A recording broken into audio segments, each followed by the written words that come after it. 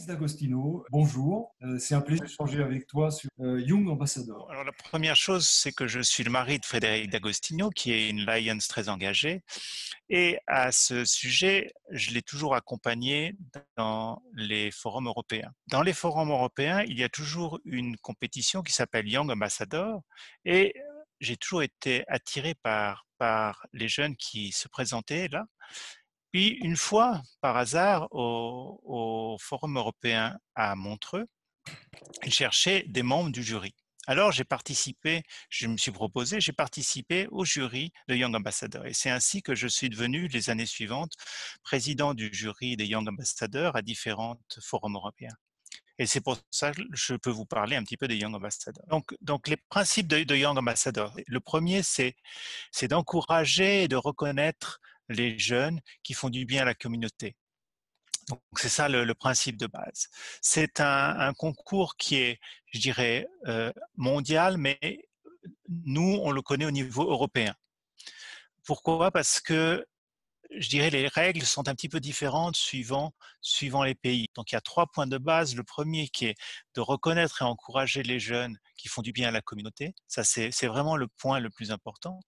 Le deuxième, il y en a 2 et 3 qui sont un petit peu liés. Le deuxième, c'est de promouvoir les Lions en tant qu'organisation.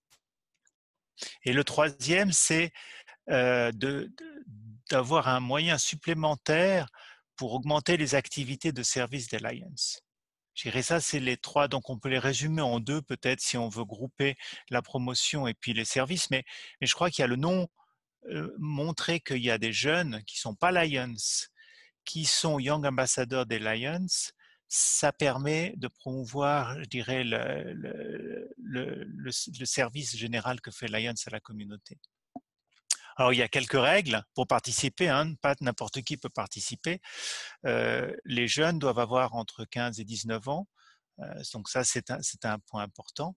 Et quand ils participent au concours européen, il y a un participant par pays uniquement. Alors, je dirais ça, c'est un petit peu les bases. Maintenant, comment ça fonctionne? Alors, suivant les pays, c'est très, très différent. Il y a certains pays qui sont organisés pour ça. Ils ont une sorte de tradition parce qu'ils le font depuis plusieurs années. Et ces pays-là ont tout un système de recherche d'ambassadeurs à l'intérieur de leur pays, de concours à l'intérieur de leur pays pour ressortir avec le meilleur candidat dans différentes zones, etc., différents districts, pour que finalement arrive à la fin de l'éliminatoire un qui représente vraiment le pays et qui cette année était le meilleur candidat. Donc ça, c'est des pays comme, je dirais, moi, celui que je connais le plus, c'est l'Angleterre, parce que je suis allé une fois là-bas pour voir comment se passaient ces éliminatoires.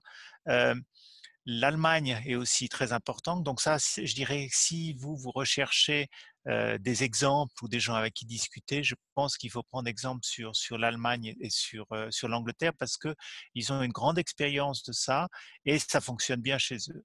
Et les candidats finissent dans le trio des 1, 2, 3 premiers. Dans la compétition européenne, ce qui se passe, c'est que le premier reçoit 3 500 €, le deuxième 1 500, le troisième 500. Et ce sont que ces 3-là qui vont être reconnus, les autres seront pas là. Alors ça, c'est les pays, je dirais, très sophistiqués qui ont ça qui ont cette activité depuis longtemps. Alors, il y a d'autres qui sont pas, il y a tous les niveaux jusqu'à ceux qui débutent. Et ceux qui débutent, ils arrivent à trouver 1 ou 2 candidats dans leur pays. Et puis sur ces 2, ils en choisissent un et c'est celui-là qui vient. Alors, c'est clair que dans la compétition, on voit très facilement la différence entre le pays qui aura eu toutes ces éliminatoires, parce que finalement, chaque éliminatoire, c'est un exercice pour le candidat. Et de chaque éliminatoire, il devient de plus en plus fort. Il devient plus fort à se présenter, il devient plus fort dans, je dirais, ce qu'il veut réaliser, parce que chacun vient avec, et puis je vais y venir un petit peu plus tard, ce qu'il va réaliser. Et puis, c'est l'habitude de parler en public, c'est l'habitude d'être dans une grande. Il faut penser que le gagnant, il va aller au Forum européen et puis être présenté. Je ne sais pas si tu es allé au Forum européen et tu les as vus, mais chaque année, il y en a un ou deux, et certains sont des orateurs bien meilleurs, si je peux me permettre, que les Lions qui ont 50, 60, 70 ans et qui ont parlé avant et après, même s'ils n'ont qu'une quinzaine d'années. Donc ça, c'est une des caractéristiques qui fait que les pays qui ont une organisation assez forte à ce niveau-là ont des candidats souvent qui ont un petit peu plus l'habitude, c'est assez logique. Donc ça c'est une chose. Ensuite, si on regarde le jury, que va faire le jury? Il va regarder plusieurs éléments. Donc, le premier, c'est le service à la communauté. Donc, le jeune va venir et présenter toutes les activités qu'il fait. Alors, il y en a, par exemple, dans certains pays de l'Est qui sont énormément impliqués dans énormément de choses et ils viennent avec une liste mais incroyable d'activités qu'ils font. D'autres sont beaucoup plus spécifiques, travaillent pour une organisation ou une autre. Il y en a même qui s'occupent de lever des fonds pour certaines organisations. Il y en a qui reprennent des activités complètes qui avaient été abandonnées par des gens plus âgés parce que finalement, ces gens-là avaient plus le temps nécessaire alors que ces jeunes réussissent à trouver un petit peu plus de temps. Donc il y a un petit peu de tout. La deuxième chose qui est regardée aussi, c'est la façon de s'exprimer, parce qu'on veut que ça soit des young ambassadeurs, comme le nom l'indique. Donc, c'est des gens qui vont parler à l'intérieur des clubs Lions, à l'extérieur des clubs Lions, qui vont après, je dirais, raisonner dans le pays, parce qu'ils gagnent quand même un challenge qui est loin d'être évident. Et il faut le reconnaître, tous les jeunes qu'on rencontre, ce sont tous des gens, mais extraordinaires. Mais extraordinaires. Ce sont des jeunes que tout le monde aimerait avoir, des jeunes disons, des enfants qui réussissent à faire tout ce qu'ils font. Ce sont toujours des gens qui font leurs études, parce que c'est clair que ça c'est reconnu. Donc ce ne sont pas des gens qui ont quitté les études pour faire ce qu'ils font. Non, non, ils font des études comme tout le monde, ils font du sport comme tout le monde, ils ont des hobbies comme tout le monde. Et en plus, ils réussissent à trouver dans leur emploi du temps 4, 6, 8, 10, 12 heures par semaine pour aider la communauté de façon incroyable. Alors, je dirais ça, c'est un petit peu la présentation des Young Ambassadors. C'est un club qui doit sponsoriser ce jeune pour aller de l'avant, hein. Donc, pour aller faire les éliminatoires à l'intérieur du pays et puis ensuite, après pour aller au Forum européen pour être en face des autres candidats européens. Je pense que pour rechercher comment il faut le faire, il faudrait contacter les responsables en Allemagne ou en Angleterre pour participer à une de ces éliminatoires. Je pense que c'est très instructif parce que on voit un petit peu. Alors, c'est pas toujours facile de discuter avec le jury, mais des fois il laisse, des fois il laisse pas. C'est très intéressant de voir comment fonctionne disons, le type de jeunes qu'on rencontre, et puis ensuite se faire une idée soi-même et puis voir ce que le jury aussi décide. Donc c'est les deux choses qui sont assez intéressantes à observer. Je pense qu'il faut commencer seulement en parlant avec tous les membres et puis demander s'ils connaissent quelqu'un qui fait du bien à la communauté. Et puis, je pense que c'est l'élément principal, parce qu'après se présenter, savoir parler en public, ça peut venir plus tard. Par contre, faire du bien à la communauté, ça ne peut pas venir plus tard. Quel est ton plus bel exemple et le plus beau témoignage? Alors, trouver le plus bel exemple, c'est difficile, parce que je dirais que chaque année, pour moi, il y a toujours quelqu'un d'exceptionnel. D'abord, ils sont tous exceptionnels, mais des fois qu'il y en a qui sont encore plus exceptionnels que d'autres. Je dirais celui qui m'a le plus frappé, c'est un jeune qui venait d'Angleterre, qui est. Alors, ce qui se passe quand on est jury, c'est qu'on reçoit les, les dossiers de chaque jeune, hein. Donc, au niveau européen, on reçoit, chaque pays envoie un dossier. Donc, avant d'avoir la présentation de ces jeunes, on voit un dossier dans lequel ils expliquent ce qu'ils font, ce qu'ils veulent faire, etc., etc. Alors, on se fait toujours une idée. Donc, on lit tous ces papiers, on voit une photo, on se fait une idée. Et puis, je reçois ce dossier d'un jeune anglais qui est sourd. Alors d'abord, je me dis, ah ben mince alors, parce que ma fille a une amie qui est sourde et qui a mis des appareils, etc. Mais on comprend absolument rien de ce qu'elle dit, hein. C'est très difficile. Les gens qui sont sourds de naissance, leur diction est vraiment complexe. Alors quand j'ai lu tout ça, et puis qu'il faisait ceci et cela, je me suis dit, alors ça je veux bien voir.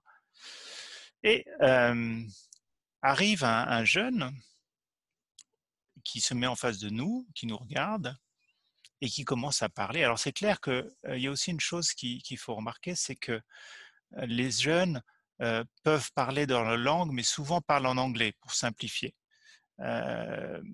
Si ils font le concours, ils ont la permission d'avoir un traducteur.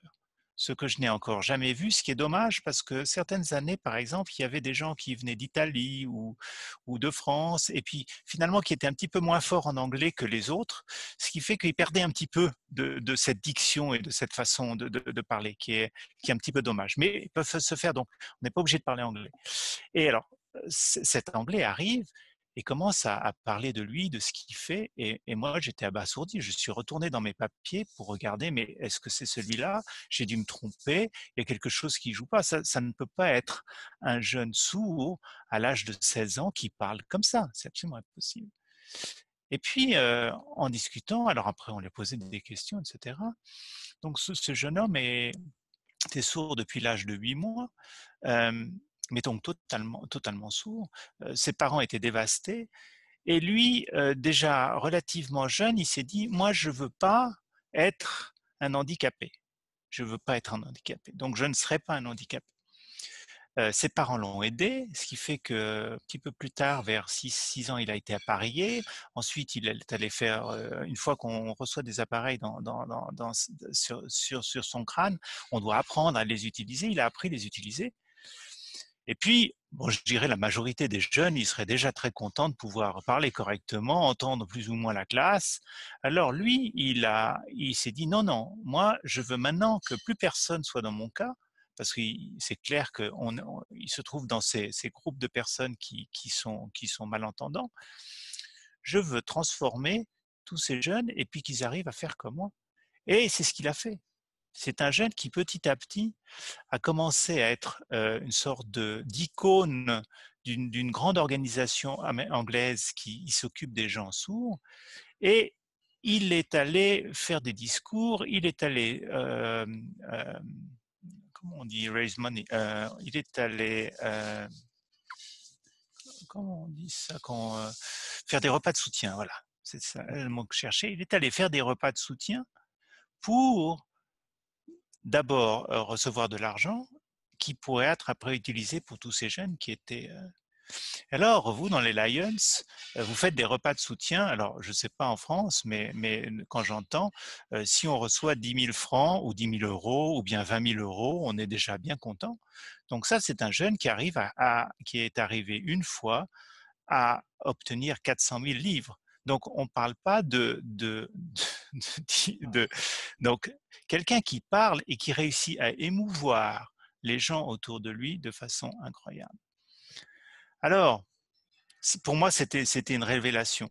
De voir que quelqu'un est capable de surmonter son handicap, le faire totalement oublier, et deux, promouvoir ce qu'il a réussi à obtenir et le faire pour que les autres n'aient pas les mêmes problèmes.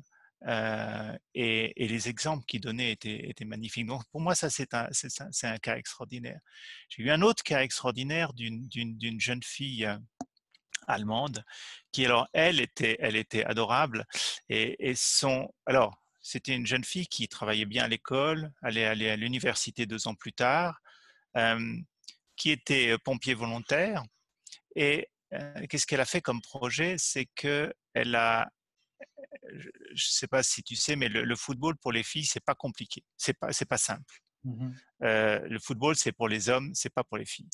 Alors elle n'était pas d'accord avec ça. Donc elle a créé une sorte de petite école de football pour les filles de 6 à 12 ans. Alors elle avait ça le samedi.